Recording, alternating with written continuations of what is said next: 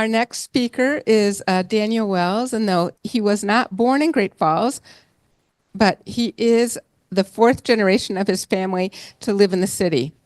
His mother and grandfather were both born here, and many of his ancestors are buried in the Highland Cemetery. Daniel studied medieval history, and he received a master's degree in history from the University of Houston in 2004. And following this, he taught world and U.S. history to college students for 12 years.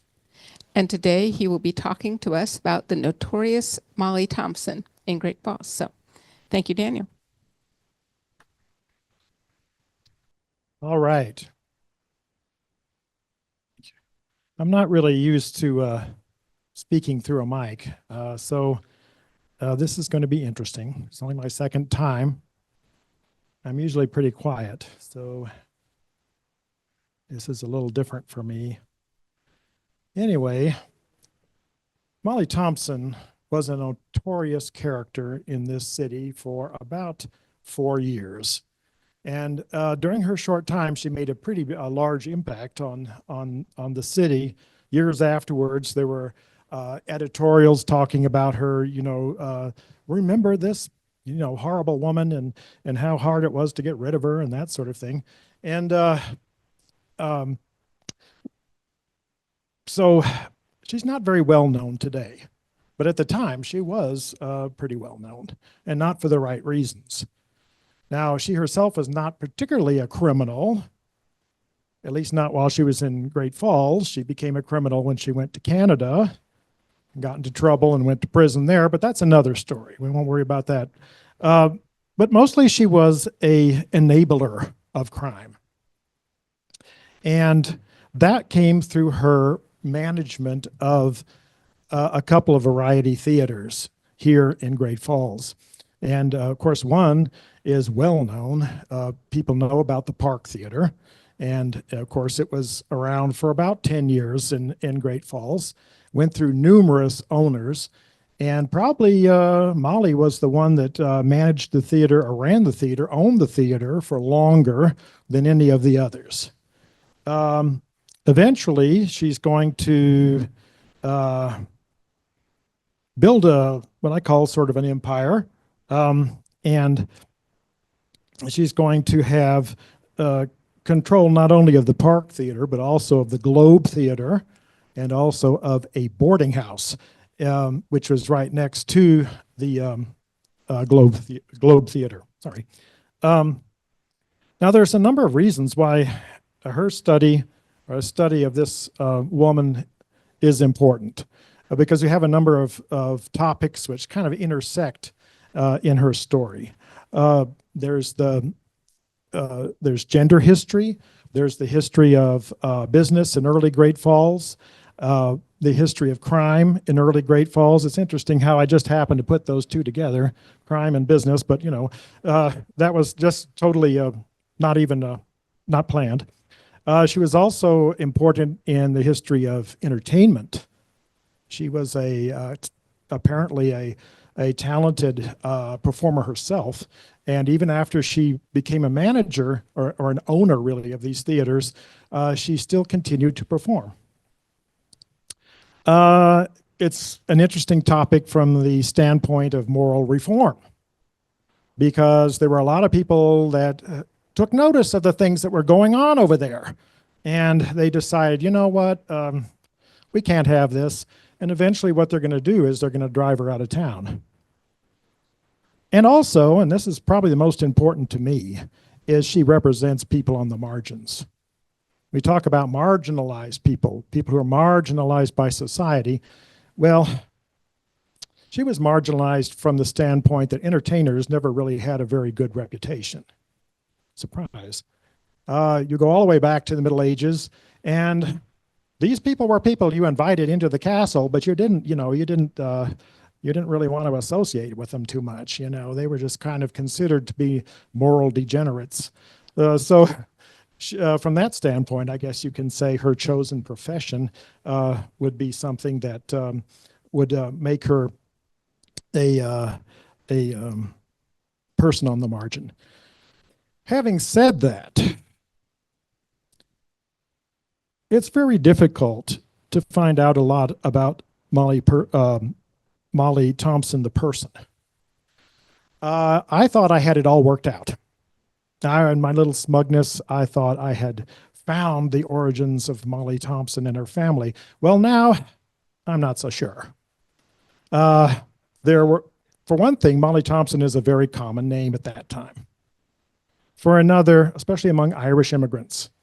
And for another, there seems to have been several Mollie Thompsons in the entertainment business at the time. One of whom was traveling the country, performing all over the place. I found that Mollie Thompson, I don't know if it's the same one, in Albuquerque, Los Angeles, Seattle, Tacoma, et cetera, et cetera. And her father was apparently a professional actor on the stage in New York. Is this the same Mollie Thompson that came here? I don't know. There's another Mollie Thompson from Butte, which I think is probably the better candidate. And so I'm going to sort of leave all of that aside, just kind of as an example of the difficulties, depending on whether they're the same Mollie Thompson or not. We have 1861, 1862, 1863, 1866, or 1870 as all being possibilities for her birth year. So I'm going to work that out later. I was working on this presentation. I thought, oh my God, I don't know what I'm doing here. So I'm going to have to come back and visit that later. What we do know is that there was a Mollie Thompson here in Great Falls, and that she was not only a performer, but also an owner, not just manager, owner of a couple of variety theaters. Now, this may be reinventing the wheel for some of you, and for that I apologize, but I need to define what variety theater is. Well, just as the name suggests, there were all kinds of different activities that went on in a variety theater. And there were acrobatic and trapeze acts, lectures, yes, cross-dressing, usually comics, wrestling and boxing, comedy and dramatic skits, musical numbers, dance performances, minstrel shows, all kinds of different performances. And so that's why it's called variety theater. Now, eventually, this is going to evolve into vaudeville. But believe it or not, vaudeville was not nearly as raunchy as the variety theater performances were. Now, as a little aside to this, the main purpose of a variety theater was not to entertain. The main purpose of a variety theater was to sell booze.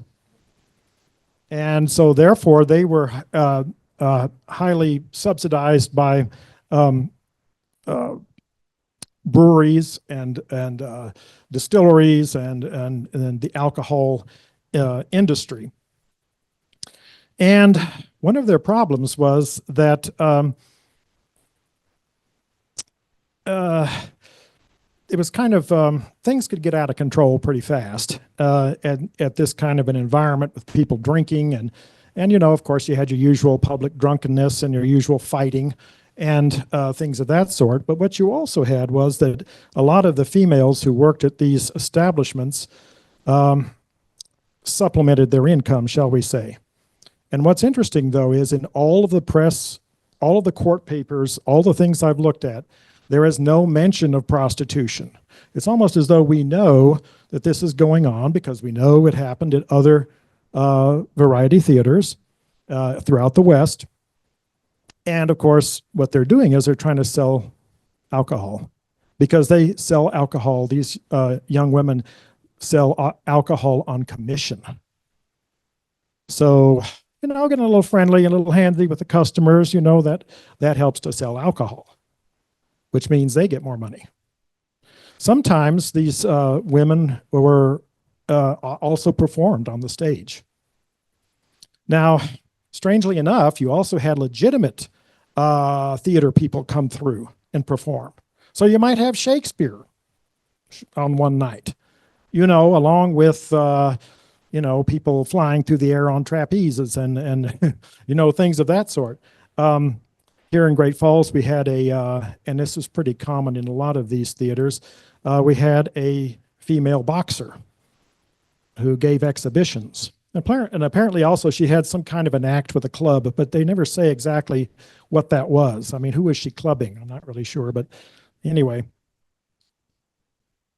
Now, these are also called box theaters. And the reason they're called box theaters is because on the second floor, there were these individual boxes. And oftentimes they would be covered with a material so that you couldn't see who was in the box or what was going on in the box. And this is a picture from probably one of the most famous of those variety theaters. And that, oops, which way am I going? And that is the Birdcage Theater in Tombstone, Arizona. So we have a couple of examples from other parts of the West. There's the Gem Theater in Deadwood, the Birdcage Theater, which is still there, in Tombstone. Now, in Great Falls, we had our own version of that. Whoops. And that is the Park Theater, which was located on 2nd Avenue South, right on the border of the old red light district. Go across the street there from 2nd to about, 3rd or 4th maybe, was where there were a lot of female boarding houses, which was a euphemism for what really went on there. Now, this obviously is not the theater. This is the site where the theater is. All of the buildings which I talk about are gone now. The Park Theater seems to have been built as a theater, and it was never anything else in the beginning. It was opened in 1888 under the ownership of Al Frame, who did a marvelous job in promoting the theater. And all the things that he did to try to make friends with the community and so forth and increase business. And then it went through a variety of male owners down to about 1892. Now, the early part of Mollie's reign seems to have been a partnership with another woman named Mary Bartley. And Mary Bartley seems to have been the senior partner in this relationship, and Mollie Thompson was the junior partner in this relationship. And the theater got into trouble, and there's a variety of reasons for saying that it seems to be a partnership, because there's no documentation that I found that ever says that outright. But there's some strange things. There's overlap in the press. Sometimes it'll say Mary Bartley is the proprietor. Sometimes it'll say Mollie Thompson. Then we're back to Mary Bartley, all in the same year.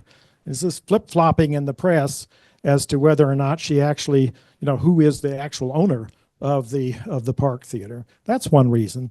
The other thing is when the Park Theater did get into trouble in 1892, it was Mary Bartley who went to trial, not Mollie Thompson. So Mary Bartley's reign seems to have lasted from January of 1892 all the way into mid-1893.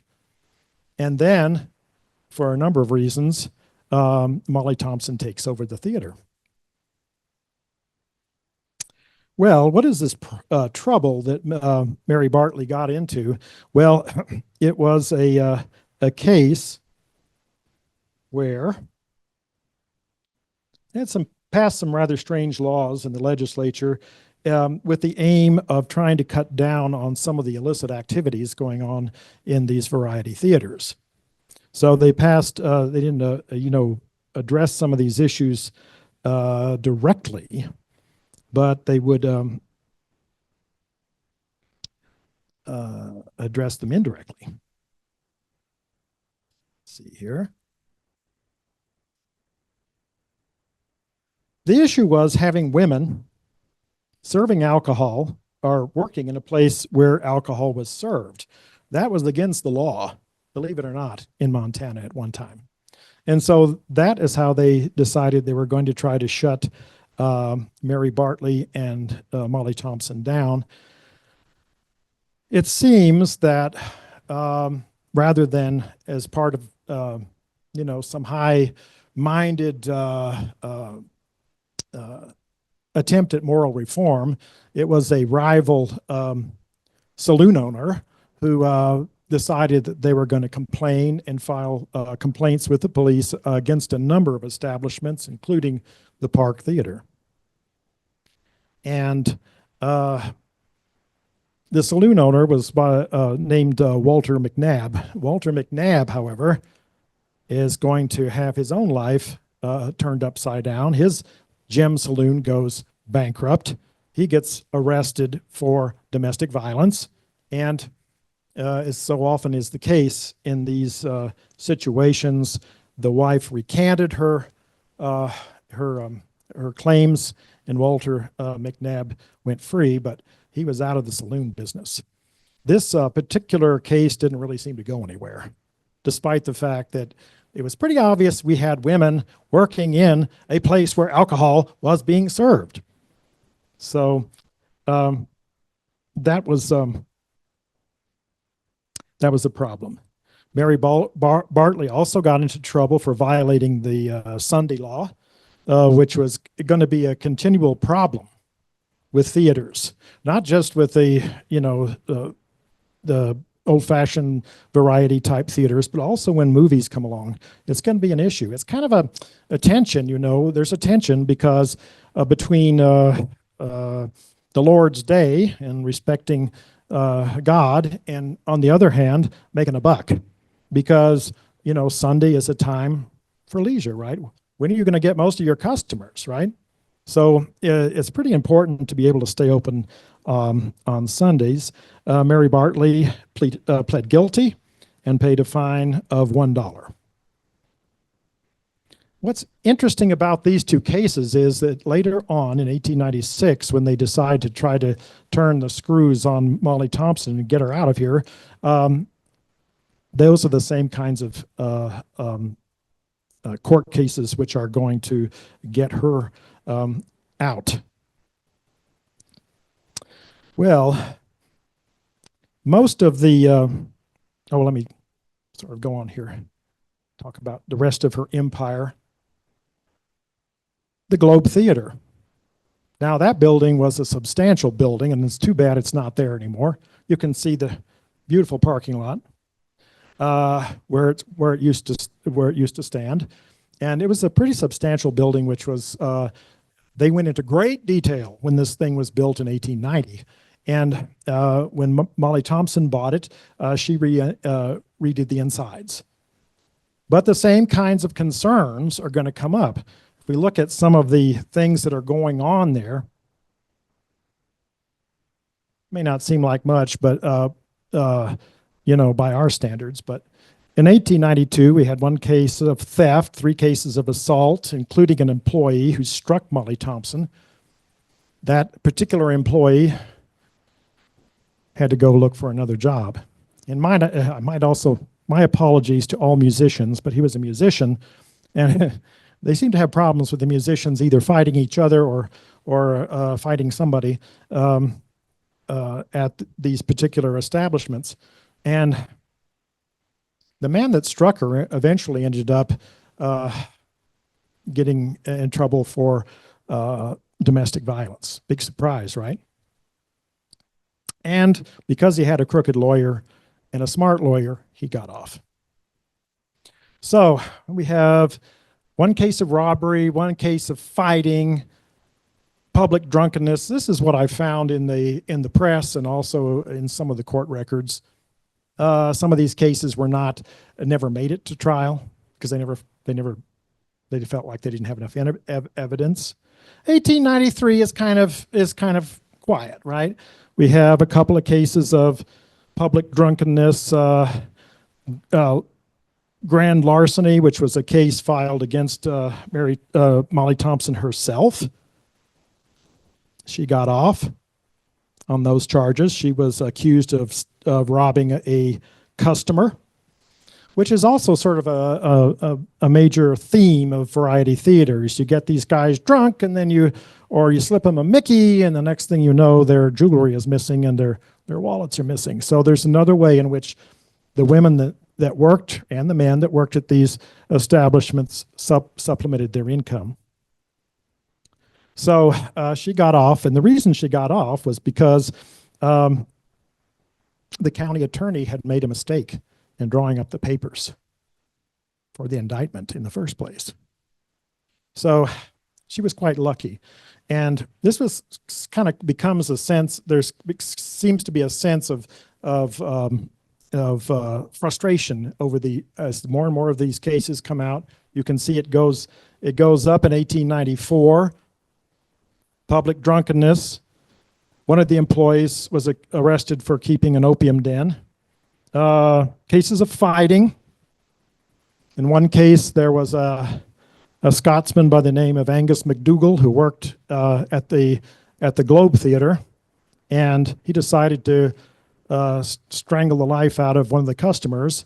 And, for those of us who've worked with the public, I mean, that's quite understandable. You get those feelings, that you'd like to do that, but you somehow you don't.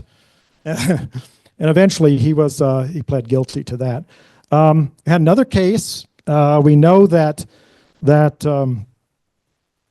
these theaters had balconies because the other case of fighting involved customers fighting in a box, and one of them ended up being thrown over the balcony onto the main floor. He was drunk and disorderly and came in, and they kept trying to tell him, please leave, please leave. We're here with this beautiful young lady, and we want you to leave. And he wouldn't. So a fight ensued. He was either pushed or lost his balance and fell over the balcony. We don't know. But so there's a number of cases that are increasing. We have two cases of theft, one of which was really widely reported in the press by one of the women, and she got off. She won her case. But the damage was done. People saw all of this news coverage, and the editor even, I think it's the leader seems to be more critical of Mollie Thompson, and the Tribune seems to, kind of hold her hand. But there was an editorial which was bemoaning the fact that all these crimes were being committed in this particular establishment. And in the case of the opium den,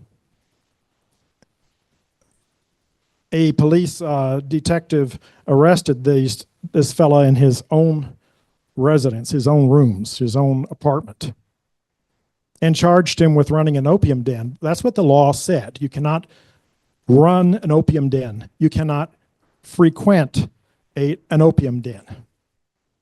But he was smoking in his own room, so he was not technically, he wasn't operating an opium den, so he got off on that charge. So we have this increased number of charges, some of which Mollie herself were involved in, some of which her employees were involved in, which is making the general public, I know it's kind of hard for us to judge what the general public was thinking, because we don't have a lot of information on what the man on the street was thinking. But based on we can sort of surmise that the public, at least a portion of it, the respectable citizens, some of whom probably went to the Park and Globe theaters, were beginning to tire of this and wanted something done about it. The case of a concealed weapon, well, that was one of the girls that worked there. It wasn't really so concealed. She had a pistol, and she loudly proclaimed that she was going to use it on her ex-boyfriend. So I don't know how concealed that was, but nonetheless. These are a couple of the guys that were involved in one of the lawsuits, one of the cases against Mollie Thompson in 1894. County Attorney Freeman and the defense attorney Largent. He's, I think, the brother of the famous Largent involved in education around in early Great Falls. I'm not sure. And Justice of the Peace Race was involved in quite a few of these cases that were taking place. Now, I'm going to sort of stop with 1894. The reason being was that there was so much material to look into. And so I decided I'm always sort of overly ambitious on these things. So I thought, well, okay, I'll just split this in two and we'll do her downfall later. But she was able to establish a number of, get ownership of a number of businesses, like I said, and you start to see the cracks that are developing, the problems that are going to start to develop with regard to her empire. Now, this is a very volatile industry, and it's going to be the same when we start having movie houses. It's going to be very volatile. A lot of these folks are not going to stay in business for long. And when you think about it, she wasn't in business for very long, but it was only because she couldn't behave herself, you know. She was very lucky, and she probably had good lawyers too that helped get her off when she got into trouble. But not everything was so smooth. There was a time when she gave up ownership of the Park Theater, and that would be in 1893 when we had the Big Depression. The Panic of 1893 did a number on a lot of businesses. And so we see at the end of the year, she's selling out the Park Theater. She goes to New York to find new talent, to find new acts to come to Great Falls, Montana, and, to perform in her theater. And then she opens up the Globe Theater in 1894. So you see, it's not a smooth, she was always in charge of the Park Theater. No. And the Globe Theater seems to have been very successful. And it's kind of interesting that she had the resources at the end. These depressions don't just end, they continue. But she had the resources not only to buy set up the Globe Theater, but also the boarding house that went with it. So that's just sort of a brief overview of Mollie Thompson. Again, she represents a whole lot of different themes all at once. We have the gender history, the history of early business in early Great Falls, and it was a business, okay, that was what it was. She didn't intend to open it as a house of crime, but I mean, that's what it became. Crime in early Great Falls, which, I think a lot of that is, especially in the 1890s, early 1900s, a lot of that is still uncharted territory. We know about the more notorious cases from later, but we don't really know a lot about some of the characters of the South Side, and particularly of the Red Light District. The history of variety theater, that's a sort of a national trend that was going on. You could find variety theaters everywhere, and including in the big cities like Chicago. The history of moral reform, because there were people who were deciding to try to counter this moral corrosion that was going on as they saw it, and they were behind some of this. That's a little harder to get a hold of, a little harder to define.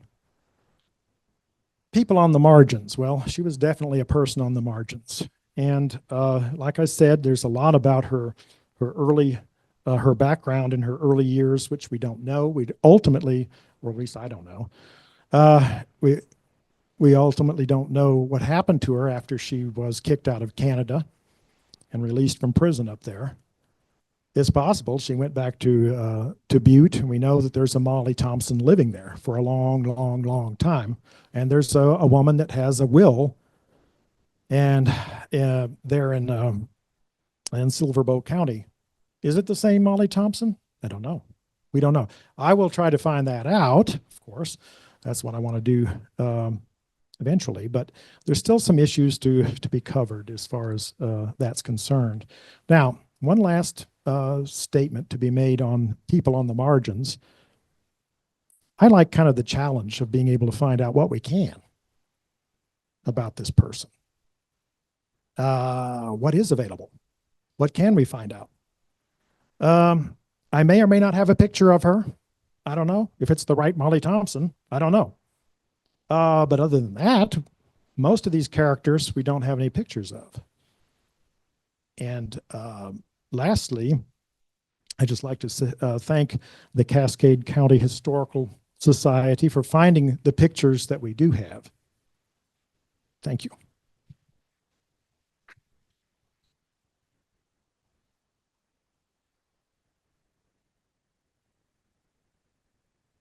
So we have some time for some questions, and I've been asked to try to, at least in the beginning, group them. So if you have any questions about the Columbian Exposition, maybe we can ask those first. Yeah. A couple of comments. One, when the exhibition was over, the buildings were taken down and material shipped out, and some of the tin from that exposition ended up in Montana. And we have a house on the ranch that had that tin on it, and it's been called the Tin House since we bought the ranch in 1908. The other suggestion is your picture of the Montana counties. Change that picture to a 1893 map, because over 40 of those counties didn't exist in the period you're talking about.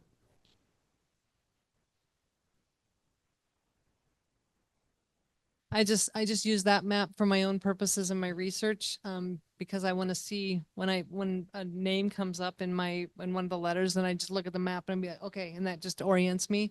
But I agree with you. I do need to update that for presentation purposes.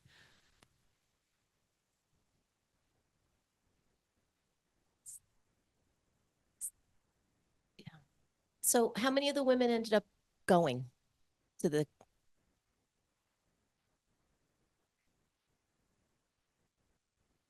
I don't know. It's really difficult to track that. Sometimes they would say we're on our way to Chicago or we're going.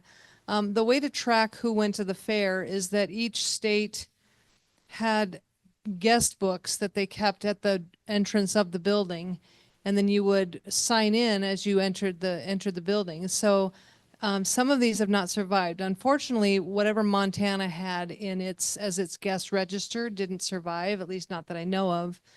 But just to give you a sample, the one for the state of Washington that I found at the University of Washington Library, the thing is this big.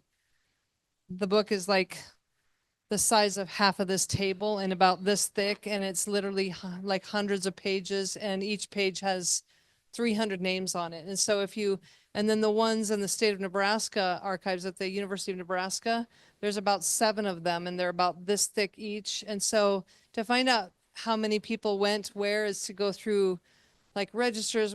I mean, even World's Fair historians, they claim that 27 million people went to the fair, but recent historians, and I would say even Robert Rydell, would question those numbers, because there's no way to track, numbers of times that people went twice and how many times people used like a ticket pass multiple times, or so there's no way to know. And from Montana, I can't tell unless somebody said they went. Yeah. I know that. Oh, okay. I have a story, but it's 1913. Is that too late? Too late.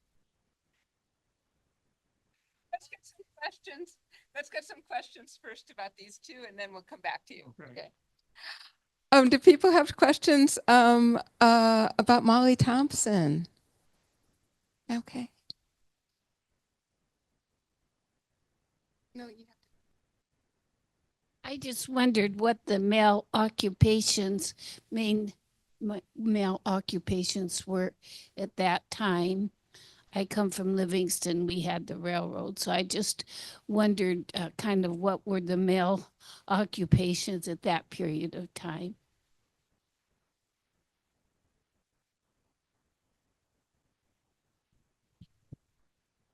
As far as the customers are concerned, we occasionally get a glimpse of what they were doing. Railroad workers, people that worked in the smelter. We also have cases of these folks coming in from rural areas. They're going to the big city to have a good time. You know, they're sheep people and cattle people, and so they're coming in to explore the exotic world of Second Avenue South at that time, because you know, the Park Theater was and the Globe Theater weren't the only shows in town. You had the Stockholm, you had the Milwaukee, you had other establishments.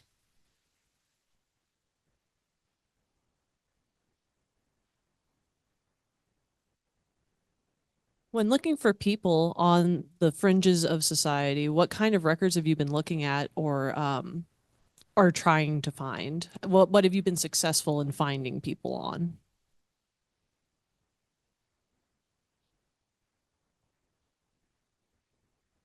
Well, there's a wide variety of things that you can look at. You may not be successful. There is some success with city directories, but the city directories for Mollie Thompson's only mentioned. I mean, we don't have every year, obviously, but she's only mentioned once. There are some business directories which are not looked at very often. There's in St. Paul rather. There at the state library there, they have business directories for the whole region. They may not be quite as accurate. Newspapers are big, you know, and sometimes they, of course, as you guys probably all know, the same person it depends on what day it is, their name is spelled differently, or you know, they don't have the facts at first as to what that person's name is. The guy that got thrown over the balcony, he was Clew at first, CLEW, and later he becomes Claw. I don't know, and apparently that is his actual name. We got those. We have the business licenses, but they don't often. Sometimes, I mean, they have their limits too, because sometimes they won't mention the name of the business. They might say, oh, well, Mollie Thompson Saloon.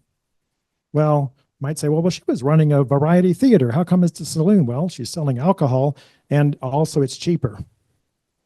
I have a feeling that some of the county officials were not really on the ball when it came to making sure that people were paying for the right license.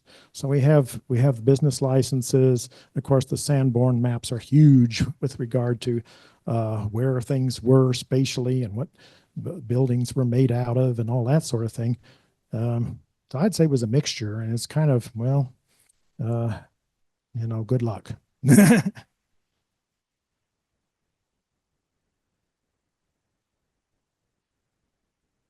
I'm just curious, when you were going through all the newspaper articles from back in that 1892 to 94 timeframe, was the crime rate at the theaters any really higher than all the other bars in town? Wasn't there just as much fighting and all that going on at the same time?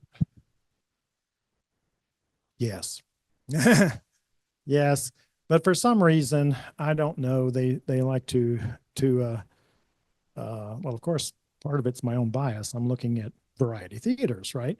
So I'm not looking necessarily at the gym, saloon, or other establishments. And sometimes there's crimes that are committed elsewhere that are out around the theaters too. Like, for example, this one guy stabbed his roommate and then ran by I forget which theater it was, it may have been the Park Theater, and threw the knife into next to in the field. There's a lot of open space around there at that time. And it just so happened that one of the actors saw him do it, saw him throw something down there. So sometimes it's not some of this stuff is going on around. Like at the Globe Theater, for example, which is really close to the Park Hotel. This guy who rustled some cattle out in the, I can't remember, I think it might have been Box Elder in that area. He left half the carcass there for his girlfriend who lived across the alley. And it's like, that doesn't sound terribly appetizing, you know?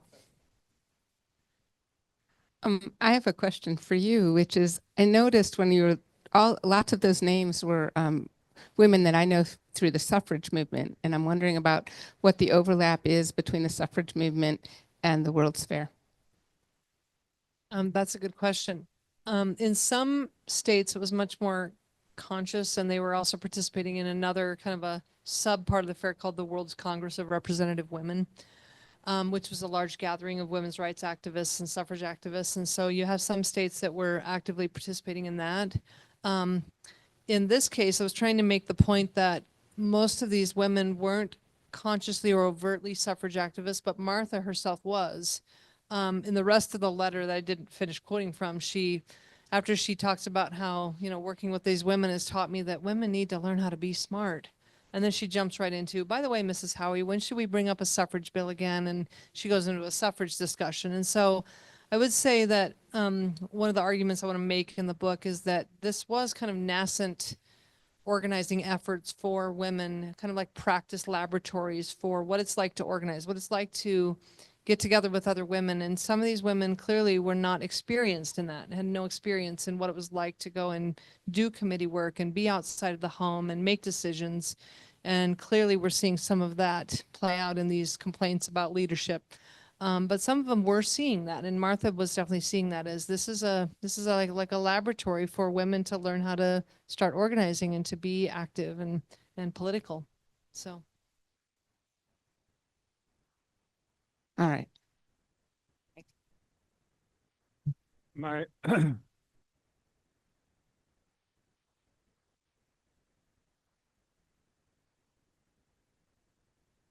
You can just be sitting down.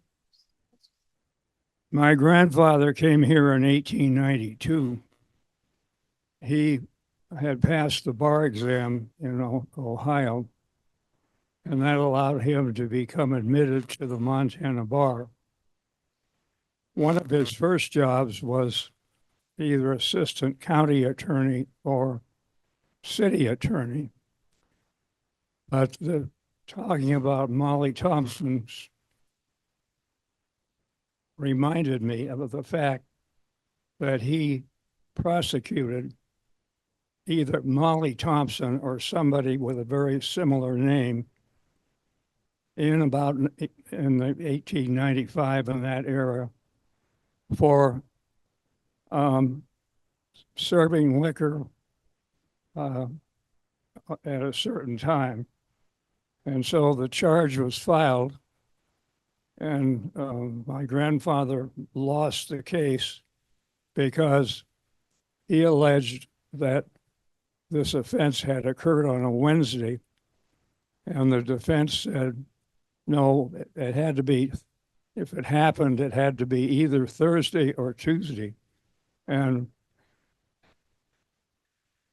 so that was the beginning of his legal career. But later on, in 1912 or 13, the Milwaukee Railroad decided to run a line into northern Montana, including Great Falls. And this was to be a big deal. This was going to be a main line, and there would be you could get on the train in Great Falls and go direct to Chicago or go direct to the West Coast.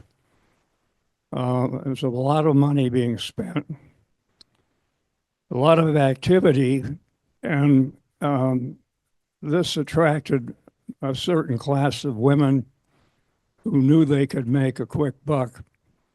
And my dad, or my grandfather, and other fathers of the community, because my grandfather was very prominent at the time.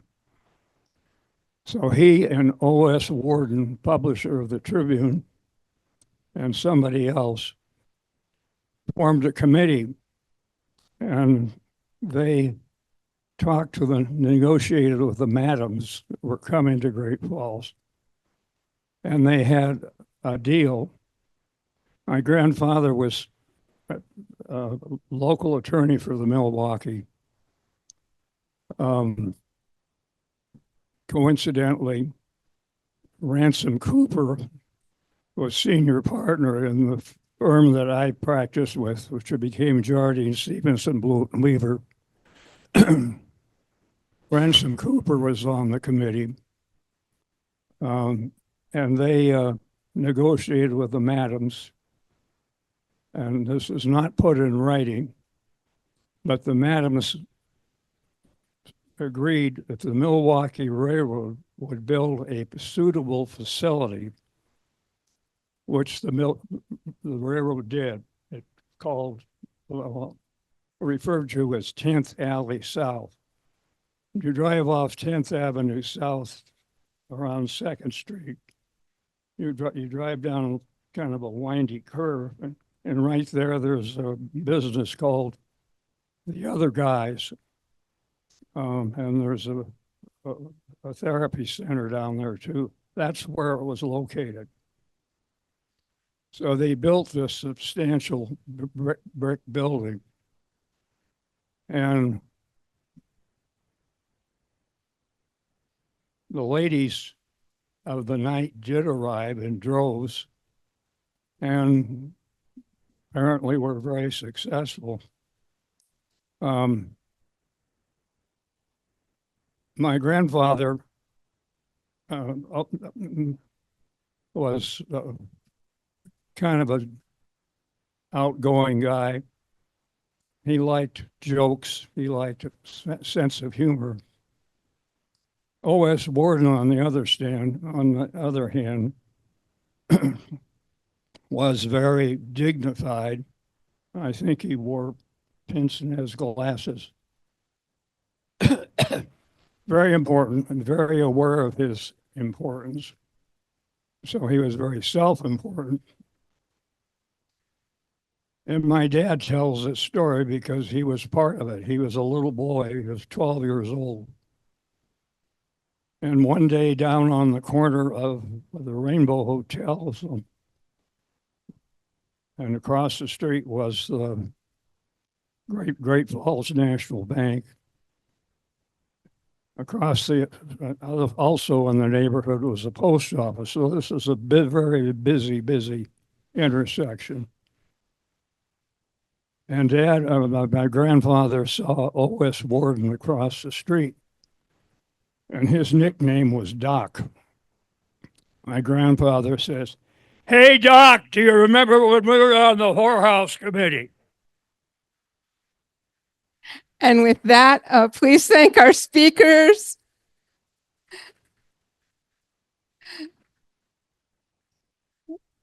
And I hope everyone has a great rest of your conference. If you're leaving us early, please don't forget to drop off of your evaluations. Thank you.